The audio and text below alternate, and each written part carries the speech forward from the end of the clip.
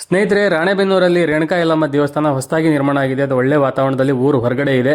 ನಾವು ನೋಡಿರಲಿಲ್ಲ. ರಾಣೆಬೆನ್ನೂರಿಂದ ಹರಿಹರ ಕಡೆ ಹೋಗ್ತೀವಲ್ಲ, ಅಲ್ಲೇ ಬೋರ್ಡ್ ಇದೆ.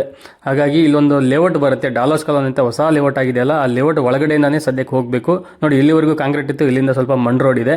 ಬಟ್ ಚೆನ್ನಾಗಿದೆ ರೋಡು, ಆರಾಮಾಗಿ ಹೋಗ್ಬೋದು. ಒಳ್ಳೆ ವಾತಾವರಣದಲ್ಲಿ ನಿರ್ಮಾಣ ಮಾಡಿದ್ದಾರೆ. ಹೊಸದಾಗಿ ಕಟ್ಟಿರ್ತಕ್ಕಂಥ ರೇಣುಕಾ ಯಲ್ಲಮ್ಮ ದೇವಸ್ಥಾನ ನೋಡಿ ಇದೆ.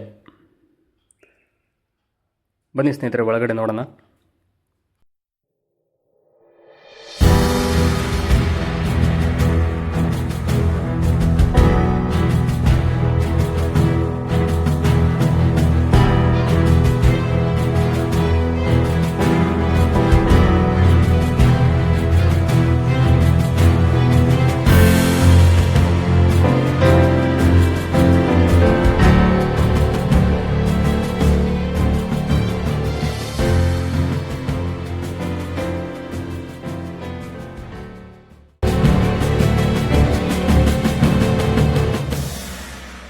ರಾಣೆಬೆನ್ನೂರಿಂದ ಹರಿಹರ ಕಡೆಗೆ ಹೋಗ್ತೀವಲ್ಲ, ಮೇನ್ ರೋಡಲ್ಲೇ ಇದೆ. ದೊಡ್ಡದಾಗಿ ಬೋರ್ಡ್ ಹಾಕಿದ್ದಾರೆ, ಯಲ್ಲಮ್ಮ ದೇವಿ ದೇವಸ್ಥಾನ ಅಂತ ಹೇಳ್ಬಿಟ್ಟು ಇಲ್ಲಿ ಡೈರೆಕ್ಷನ್ ಹಾಕಿದ್ದಾರೆ.